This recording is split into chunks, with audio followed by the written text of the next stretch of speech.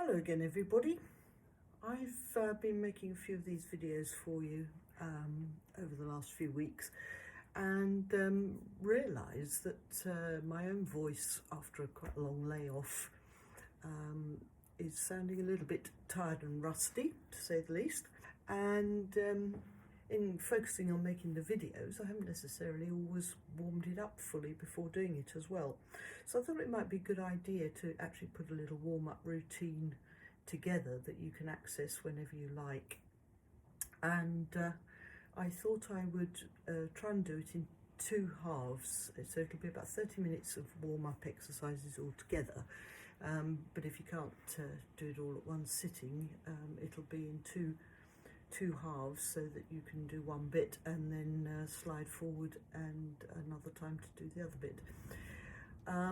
That said, it's so important to warm up your voice and the structures that we've been looking at over the last few weeks, that if you do go into the middle bit, it's worth doing a few hums and simple little warm-ups even before you start that second half, because the last thing you want to do is some damage to your voice. So why is it important to warm up? Well, any form of physical exercise should always be warmed up, and as we get older our muscles are less and less forgiving. We know that if we rush out and do a bit of gardening we live to regret it. And the voice is no different. In fact, if anything, the vocal cords and the muscles around the larynx particularly are really quite delicate, and if we just go straight into it without any preparation, we can do them harm, and we certainly don't do our voices any good. We don't help ourselves. So it's very much like any kind of athlete, walker, sports person. Even the simplest exercises, when we get out of bed in the morning, we really need to do a bit of stretching, don't we? And if you ever watch your dogs, they tend to do some good stretching when they first get up. Same thing, same principle. We're trying to relax ourselves, perhaps after a day's work or whatever we've been doing. We're trying to relax ourselves to get into the right frame of mind, reduce the tensions all up around here. But above all, we're trying to exercise and loosen those delicate folds and muscles in there and clear the mucus out of them. We commonly get mucus in and around our throats, the little frog in the throat. That's got to be cleared off as well. And vocal exercises, little warm-ups, will all set us on the right path. So, first thing is always to get yourself standing right. And I've said this before, you can't see my feet, but they are slightly apart. The knees aren't locked solid.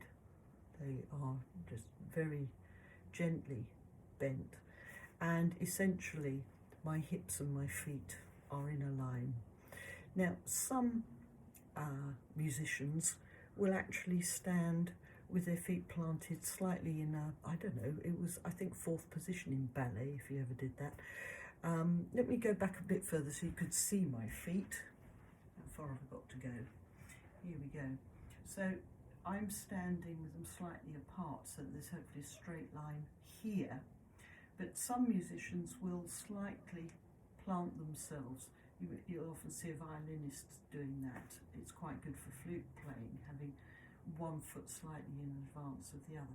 That can seem a little bit odd in choir, but in the course of a performance, particularly when you're standing for quite a while, it can be an idea to alter that stance a little bit so you don't lock your knees or your ankles or your hips, but you're keeping that fairly loose. That's interesting. For me, left in front of right feels more natural. That's the flute playing coming out, I guess. So, it's always slightly apart and relax. Shoulders relaxed and down, and a few little rolls can help just take that tension out. Getting the head nice and loose. Scrunch, scrunch, scrunch. I hope you can't hear that at home, but just getting that nice and loose. And as I mentioned in the first session, you're trying to get it resting nice and evenly and straight on top of that spinal column. You don't want anything that's sticking out or overly back or up or anything like that. Just chin hopefully parallel to the ground and just nicely in the centre. So once that is in place, you then really want to try and loosen up the structures of the face, because remember we said we need as much resonance and openness in there as we can, and we want an absence of unwanted tension in here as well. So some jaw stretching can be good as well, and a little bit of rolling in the tongue and getting all of those things nice and loose. And then we start to be ready to actually start to get the vocal folds moving very slightly. So a lot of singers in their training, pop singers and classical singers, will start with some lip trills and raspberries and things to get the cheek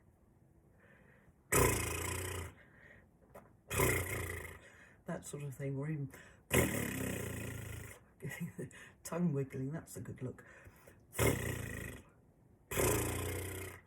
And that sort of thing, just to make sure that that's loose.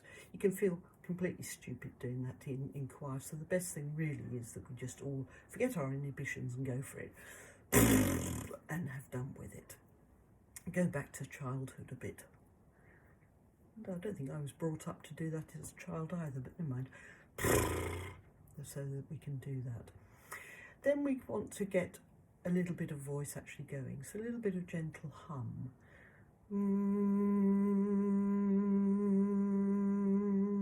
Trying to remember to open up inside.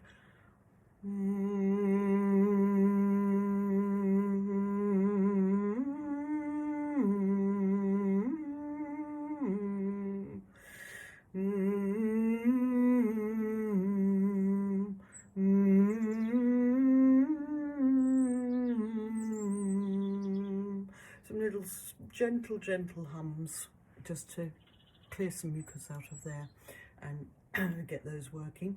And slides are very good as well. Let's just go up as high as we can, as low as we can. So we do something like this.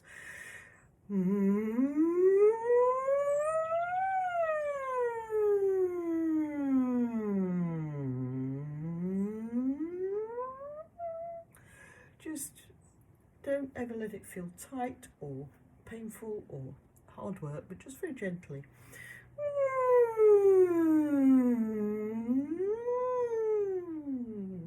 Just getting that movement loosened up. So also then singers might well move to putting the voice and the lip trills together. I actually find that quite difficult, but we'll have a go. So we're doing the loose thing there, but we're trying to put some voice into it. And we'll try and go up and down a bit.